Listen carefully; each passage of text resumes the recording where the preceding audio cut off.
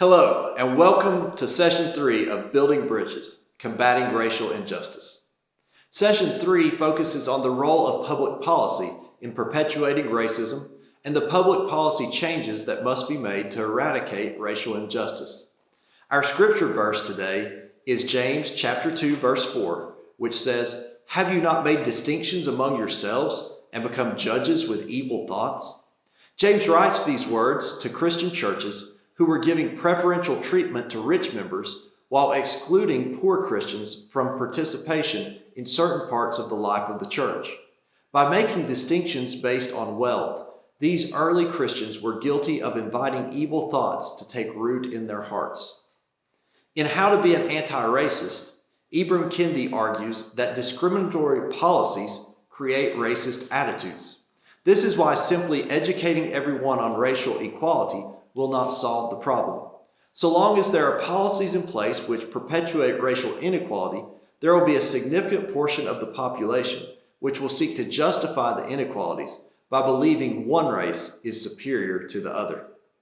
Today, our group is discussing the ongoing public policy barriers to racial equality. Let's listen in.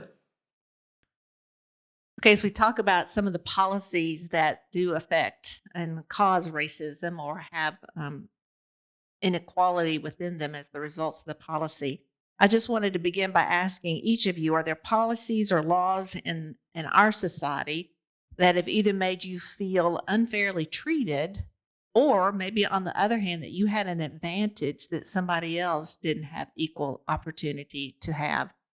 So does I anything can come to start. mind? Okay. I'll Go, start. Leora.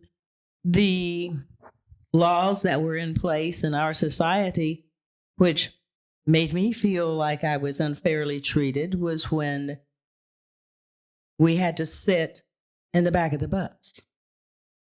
Okay. Or we had to go to the side of the building to get our ice cream in Little Rock, Arkansas. So those were laws. And of course, drink water from the colored water fountain. I experienced all of it. So those were Jim Crow laws that we had to abide by if we don't want to, wind up in jail. But tell me, how did that make you feel as a young person? I mean, obviously, it was the accepted practice. It was But accepted. how did you? Is this like this is normal? This is No, we felt like, why? Because I grew up in a Methodist home with a grandmother that was a minister. So I was getting teachings that were Christian teachings. Mhm. So I felt like I was being mistreated, but had to go along with the laws because I was taught not to break the laws. So I didn't feel like I was being treated, and it just made you feel really small. Made you feel really small and insignificant as a human being. That's how I felt for those kinds of events. And growing up, you could only swim in the swimming pool one day a week that blacks were allowed to swim. That was Topeka, Kansas. Peoria, Illinois, you could only ice skate, roller skate, certain day of the week. And it was a church group that made that possible. So we felt like we were treated unfairly. But at the time, we're young people. How do we fight that? So to me, it's definitely the process has to be in changing the laws and the policies and the people who made those policies before we're going to have some equality in our society. I think when I think of this question you asked, I think a lot about the privilege that goes with there's positional privilege, there's privilege that comes with wealth, there's privilege that comes with the level of education you have and so forth. And I think about my own experiences, traveling all up and down the East Coast of the U.S. and Midwest, and being in some communities very rural communities where you wouldn't venture out beyond where you were staying after a certain time. And you didn't want to be caught at a certain time because you'd get questions about what are you doing? Well, and you could just be driving to drive, not have caused anything. So that just creates a whole different level of thinking about, wow, we haven't really made progress. Even when I was thinking about my own experiences growing up, we haven't made any progress. You were talking about we've made some progress in some areas, but we have a long way to go. Yes, we do. And here we are in 2020, we're having the same conversation in a different way. But yeah, I mean, I think about that. The first time I set foot in the state of Tennessee, in middle of Tennessee, back in, it's a rural community, you stayed where you stayed in your little area. You didn't move around much. So, yeah. I actually had to source my mother for some of these because I was out of the loop. But anyway, she brought up certain policies that are in place, and one example that she happened to give to me, she said, "Okay, if you go in front of a judge and you have a white male and a black male who committed the same exact crime, 9 times out of 10, the black male is going to get more jail time than the white man is." And I just have trouble wrapping my head around, like, why? If let's say if there's a rule in place that, let's say, if you shoplift, you get X amount of months or years or however in jail. Why is it allowed for that particular rule or addendum to be broken or altered just based on and I don't think it's as spoken anymore, but I do feel like it's in the back of, like, not necessarily like politicians' minds, but judges' minds. Like, okay, well, he's African American, so he's going to get more time just because of that. And I didn't think about something like that, but it is something that does happen. Oh, yeah. And it's not, Mhm. I don't know if it's something that's like written or if that's like a rule, because I'm not a lawyer, but as far as like something like that, like how, or like just how is that still like a thing like in 2020? Oh, it's a big thing, honey. It's a big thing. Real, and it's alive and flourishing. And you'll find that when you read that book some more, okay? It'll open your eyes, okay? So you won't be as naive. When about almost 3/4 of the incarcerated populations are African American males, Mhm. that's a problem. That's a big problem.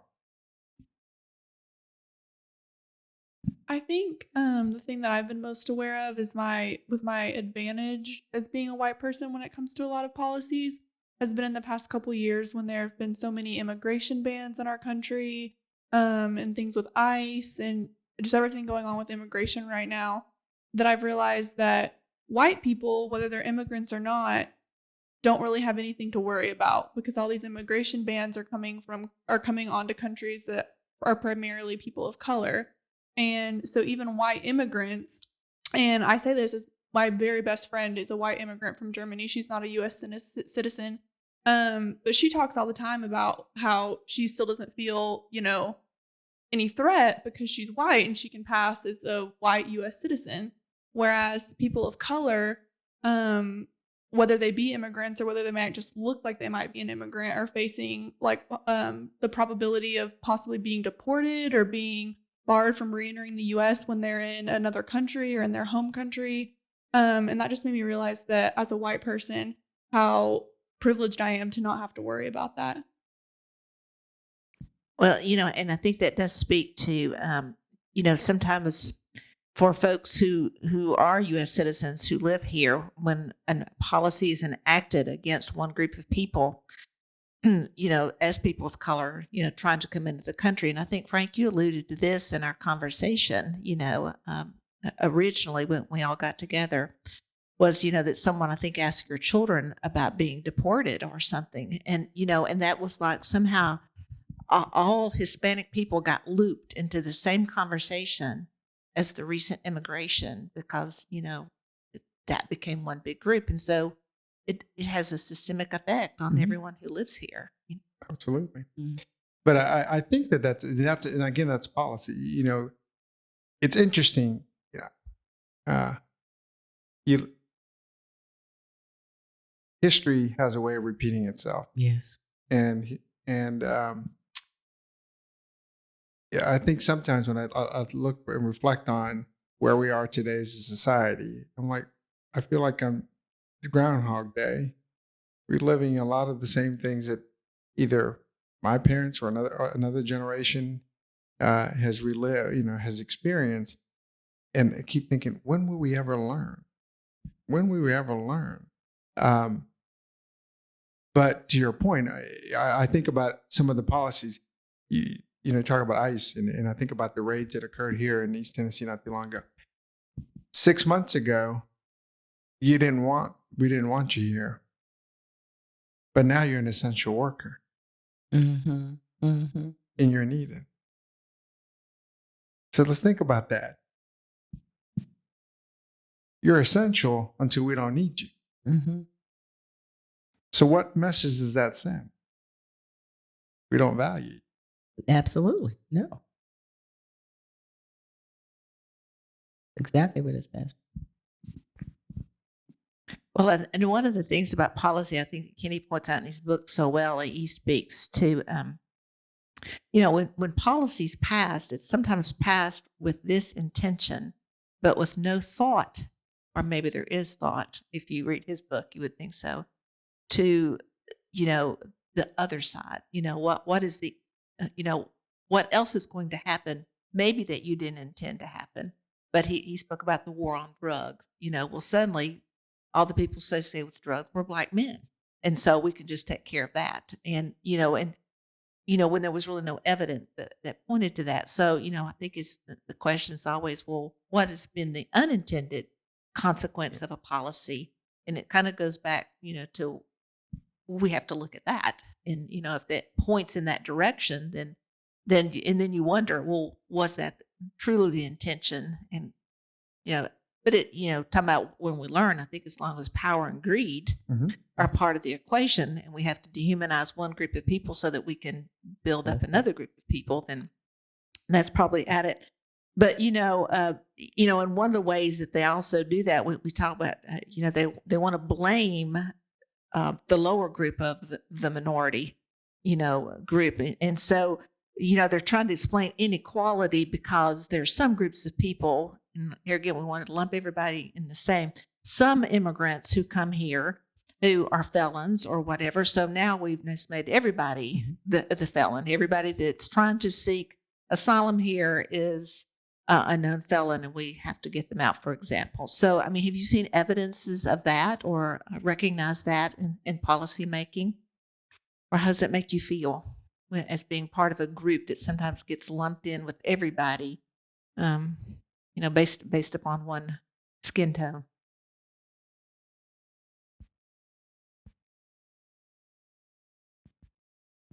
Well, when we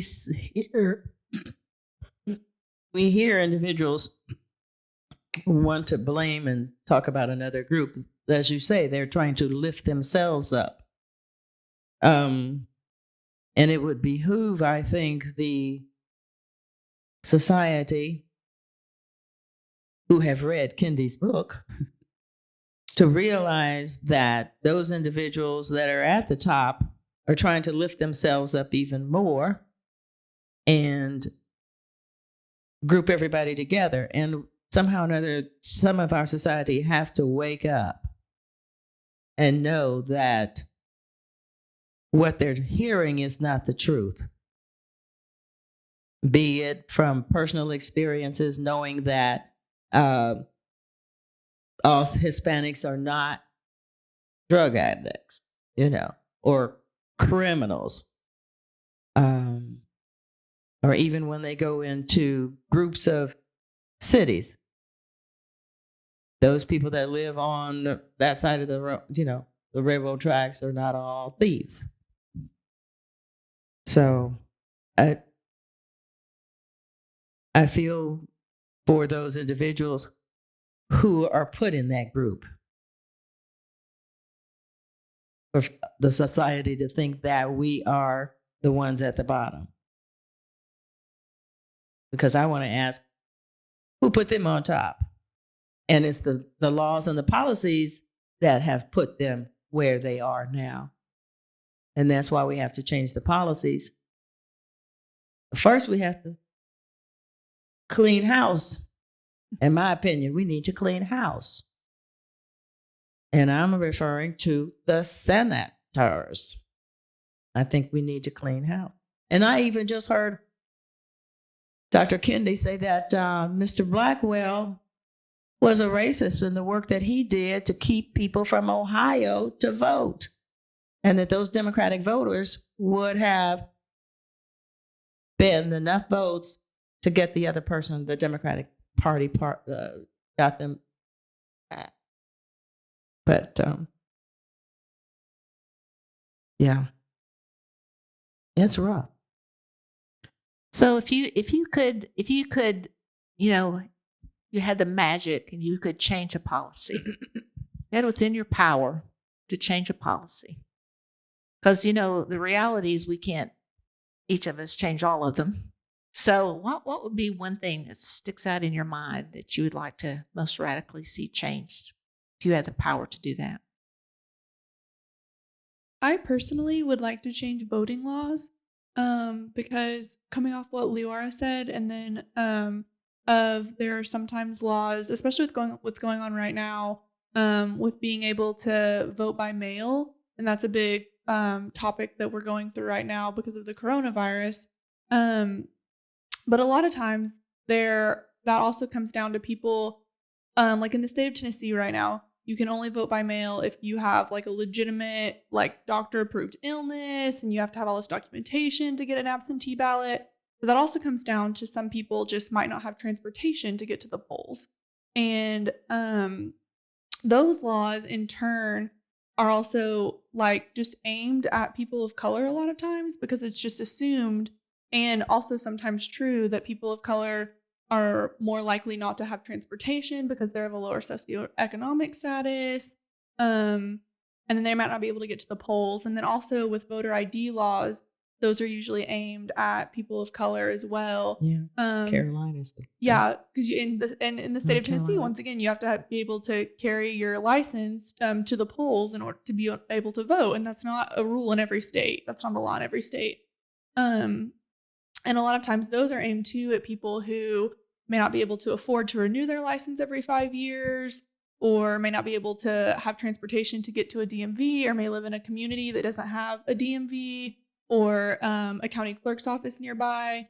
And those are aimed at those people who typically tend to be people of color, because those institutions aren't in what we might refer to as like urban areas or the inner city. And they assume that they're Democrats, and so they're trying to prevent the Democratic vote from being higher than the Republican people's vote. Mm-hmm. But a lot of these laws that surround voting are aimed, and like while they're not written to say that they're against people of color, they're aimed to get people of color and to keep them from voting. Mm-hmm. True. I would agree. I think voting laws is one, but I would also go a step further and just say how we do elections. It is I have a bachelor's in political science, so here's what. In our country, there are very few competitive districts, because the way our laws are written, we can gerrymander a district that if Glenna is in this district and Glenna's the incumbent, Glenna could serve for 35 years. Or depending on whoever. So I think that one, change the voting laws, make it more, because I agree. And two, look at how we run our elections from a standpoint of making districts more competitive. Because I think if districts across this country were more competitive, people would be more uptune to compromise than to say, I'm going to be so far to one side of opinion or one other side of the opinion. We've lost the ability to compromise. And compromise is seen as as an evil. But you have to compromise in everything else in life, in a relationship. You have to compromise at what time you're going to have dinner. You have to compromise what time. So I mean, so And anyway. when you speak of make them more competitive, are you speaking of term limits? Are you speaking of, money that goes along with position and power? I think you can look at it from a money perspective because some things, Laura was talking about Senate. If the average United States senator has a privilege in terms of wealth, so there's prestige when they're coming from upper middle class or upper class, but also they've tried to solve it with money. There's so many loopholes that you can get around it. But I think that's just competitive to allow people to say, I will run, versus if there's a district that's perceived as safe, people will say, I won't choose to run because I won't get elected.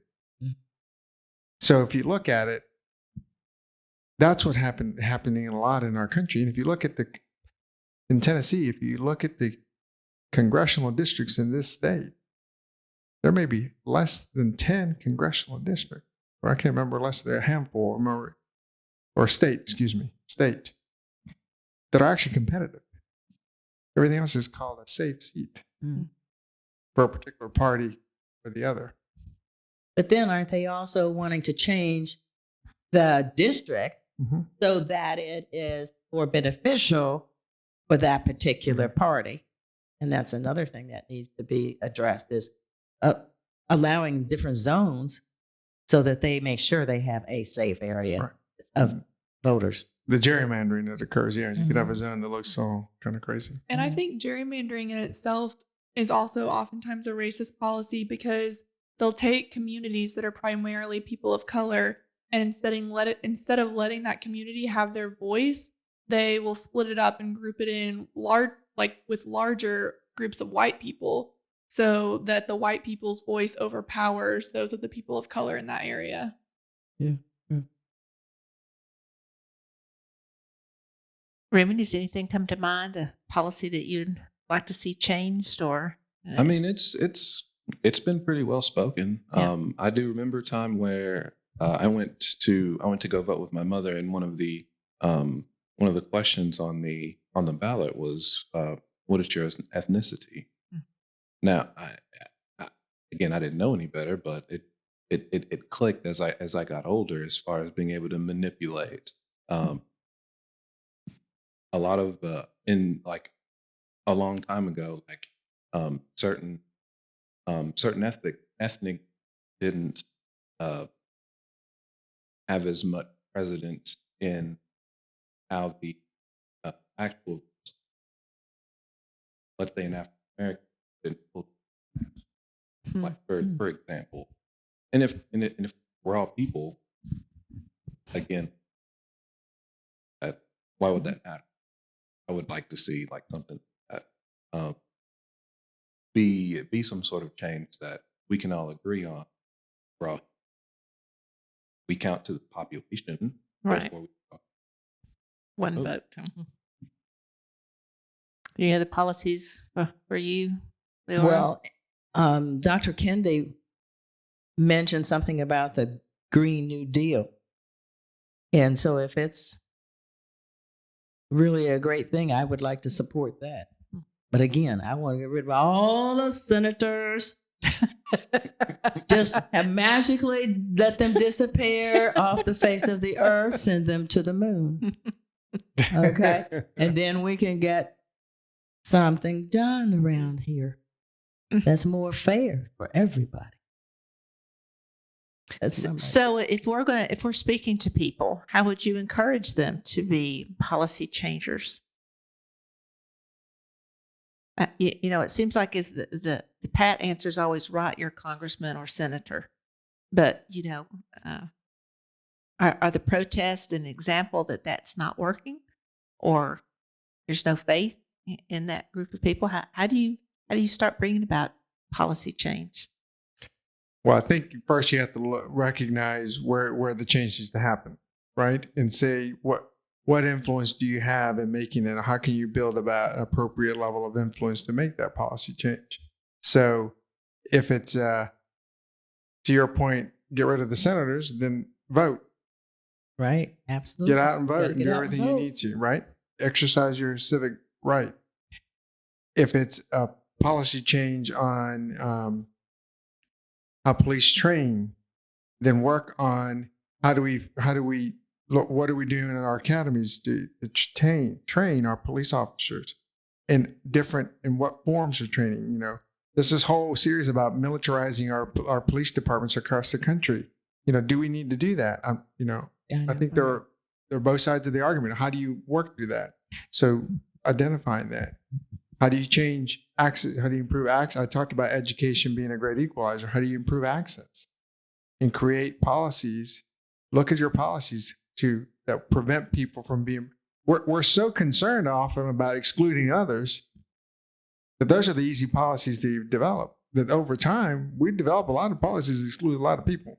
So now we just have to go back and say, what the unintended consequences? We made this decision, but this was the unintended consequence. So let's have a conversation and really look and say, you know what, I may have had a part in creating that decision, but created this consequence. And then a simple owning up to it and saying, I was wrong. So I think that's where it starts, is really, and then figuring out what's the best way. If it's a peaceful protest, if it's a petition, if it's meeting with those who have if you're in a positional privilege to make a change, having that conversation. And how do we make that?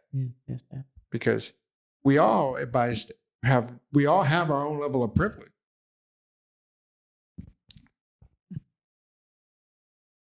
Well, thank you all. I will vote for each of you as you run for Senate. You have my vote, so go right ahead.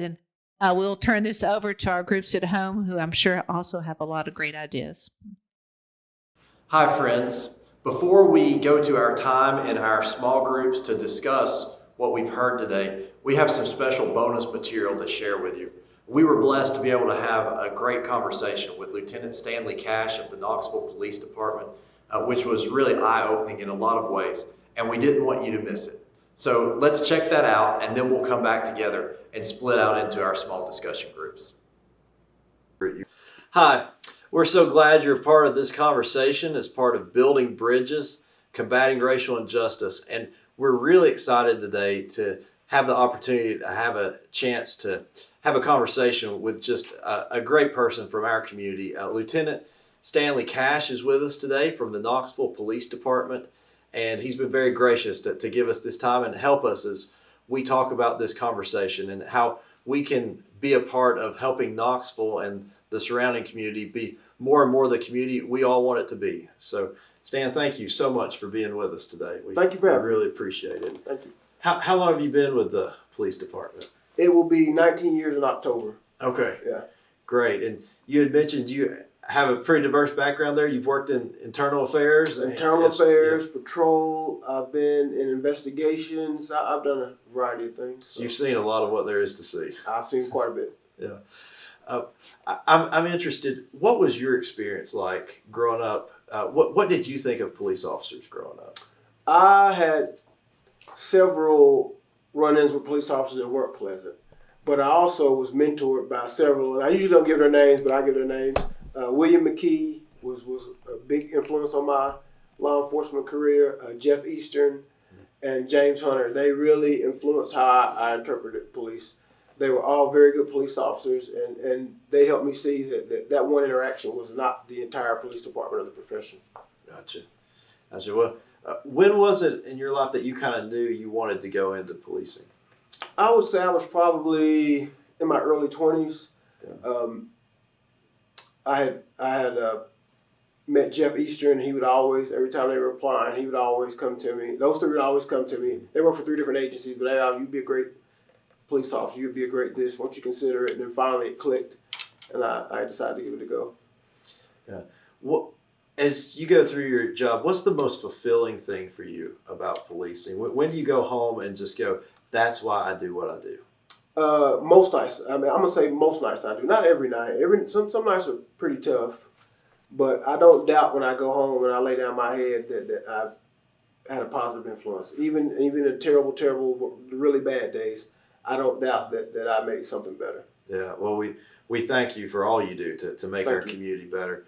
And we've been talking as a group and as a church about issues in our society of policing and are there difference between different folks of skin color on how they're treated by police and things like this. And I just wonder, as someone who's seen so much of this, your thoughts on what's going on right now and what can be done. Historically, yes. People of color have been the target of police. That's just the history of it. If you research the history of police and how it started in the South, it's not a pleasant history. The word police is a word rooted in slavery based off a policy that you had on a person. So your ability to enforce that policy is where we get police. It's not pleasant. It was a reference to slaves. And we kind of, as a profession, we don't want to admit that sometimes. And I think that's a problem we have to address. But as it's progressed, I think we've gotten better about it. The people addressing people of color, not everywhere, but here in Knoxville, I think we do way better than most. What hopeful signs do you see here in Knoxville? What have you done to help that improvement take place? One thing is my time in internal affairs. I found that PARC was very helpful. I don't know if you're familiar with PARC, Police and Action Review Committee. So anytime a case was completed in internal affairs, it went to PARC. There's a citizen panel, and they would get the policy, they would get the report, and they would read the investigation, how it was summarized, and they could weigh it against the policy. So then after they did, we would all meet in a public setting and questions could be asked. And I think that needs to happen more. I think we need to get out and discuss why we do the things we do. This is how we do it. This is the benefit. So I think that would really help in the future. More communication about this is what we do, this is how we do it, this is why we do it, this is our expectation. And then vice versa, that the public said that to us, this is our expectation from you. I think we can reach some more middle ground. Yeah. So as you look at our country right now, and there are all these ideas about things that should be done regarding policing, if you had your ability to go in and say, this is what I think should be done, what would you think are the most important things? I would say in my time as a police officer, the things that have changed most that I would like to see is mental health and the drug problem. Every issue that police deal with now. There was a chief in Dallas. He said the police have come so far from where we started, where we get anything happens in our society, they call the police. If you got dogs running loose, call the police. You got somebody in a verbal disagreement, call the police. And sometimes we're needed for that, but like the mental health issues, we address it. We're a temporary fix, but to make sure that the problem doesn't come back, we need more assistance in that. We need different resources to address the problem. To address it long term, not just in that instance, because it's not in the short term. There's not much we could do. Yeah. So as you've kind of seen the very best of policing and some of the worst in your time in internal affairs, and I wonder, when you saw police officers who got into problematic confrontations or interactions with people, did you generally think, we've got a bad cop here, we've got somebody who isn't healthy themselves, or we have a training issue, or was it some of both? That is a question, and the variables are too long to list. But have I ever met somebody in my time in internal affairs I thought was just a bad cop or a bad person? Yeah. Yes. Yeah. Have I met people in internal affairs who made a mistake and I said, man, this guy just made a mistake? Yes. Yeah. But the standard to be a police officer is high. We have expectations. I mean, it's part of the call. And we do far better than most. And I can speak for Knoxville. I'm intimate with the inner workings of Knoxville, so I can truthfully speak about Knoxville, and I can't describe everybody else. But here in Knoxville, we try to do better. We're willing to admit our mistakes and move on and move forward from there. So, but as a whole, I can't say that for everybody. There are different departments where that is a huge problem that is not being addressed, and I think what you see in these times now, I can't condone violence. I can't condone rioting and looting, but protesting, yes, I can understand that. I can understand being at your end that I have exhausted my means of talking and trying to wait for the wheels of justice to turn to what is right, not in my favor, but to what is right. And when it doesn't, and people protest, I don't disagree with that. So, as we look at protests and things happening, I imagine there are some times where that anger over what's happened somewhere else gets turned into anger at the police near you. Have you experienced any of that, or have your colleagues experienced? Yes, Yeah. we do. But to me, the anger from somewhere else that translates to Knoxville is a familiarity. It's not just that one event; it's the familiarity among Black people that led to that. They feel that people feel they were unjustifiably stopped. That I was targeted for whatever reason. It's not the event; it's the circumstances that lead to that. You know, you can poll many of my Black friends, including myself. Have you ever been stopped unjustly? Yes. Have I been followed in the store for being Black? Yes. My wife is of a different race. Have we been stopped because of that? Yes. So it's not the event. It's not that one event. It's the familiarity, the continued injustice of it all that's familiar to everybody, and that's why they feel, people feel they're linked to everything. So that's why I can empathize with some of it. Yeah. Well, I think that's a wonderful part of, what policing really can be, is not just enforcement, but also empathy. Yes. And, really building up our community. And again, we're thankful for servants like you who put your life on the line to do that and make our community better for all of us. You're talking to a group of people who really want to be involved, who in making the community better, not just in areas of policing, but in areas where there's any kind of racial inequality, of saying, hey, how can we be a part of the solution? And in addition, just to trying to educate ourselves, what would you say to folks who, want to be involved making Knoxville into a community that's more welcoming for everyone? You have to be willing to have uncomfortable conversations. Racism is a long, for lack of a better word, tradition in the United States. And it's shameful, and it has terrible roots, and it's lingered. And it lingers because we don't have those uncomfortable conversations. And we're all, to some degree, guilty of it, in my opinion. We snicker at the wrong joke, or we've given a peer pressure when somebody's different, and we have to stop doing that. You have to value people for where they are, and I think that helps. To me, if I could have my way, I would. People want to make it better. I think kindness is a big one for me. I mean, you can always use it, but it should be the first thing you extend to people is kindness. When you see them being ostracized, when you see them racism affecting them, extend kindness first. Don't try to judge or relate. Be kind. That would be my advice. That's very, very good advice. I think it's also biblical advice. So you're on pretty good ground there. Is there anything else you'd like to share with us just about how, as citizens, we can relate to police, how we can be empathetic ourselves and understand what might be going on in a policeman's mind and in their responsibilities and in their job that would help us all? I would realize that policing is just like the communities you live in. There are going to be some fantastic officers, there are going to be some okay officers, and then there are going to be some not so good officers. But don't judge the entire profession by that bad interaction. You know, be willing to give us the benefit of the doubt. This is a very tough job, even for the bad ones. I mean, the things we're asked to do and the hours we work. So I would ask that. But I'm asking you to be understanding, but we're still accountable. I don't want you to misunderstand that I'm asking for that. We're accountable for what we do, but it's a tough job sometimes. Well, those of us who haven't done it can only imagine, but we're thankful for folks like you who've made it your life career and calling, and we're thankful for everyone for being a part of this conversation.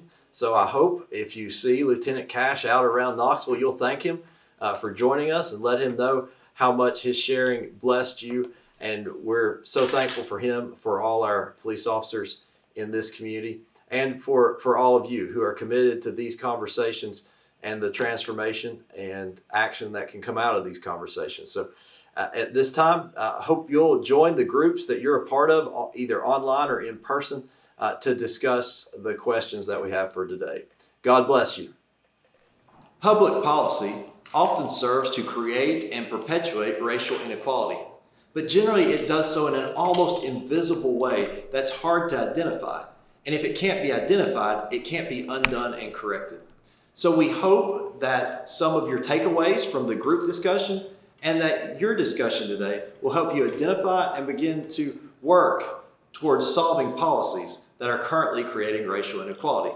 So to begin with today, we'd invite you in your groups to ask the question, of the policies you know of that are punitive and dehumanizing to certain groups, which do you find most disturbing? Secondly, what policies are you aware of that you believe promote racism and what we might call white supremacy? And finally, if you could participate in making one change to a policy or a law to help bring about racial equality, what would it be and what keeps you from doing so? We hope you have a great discussion.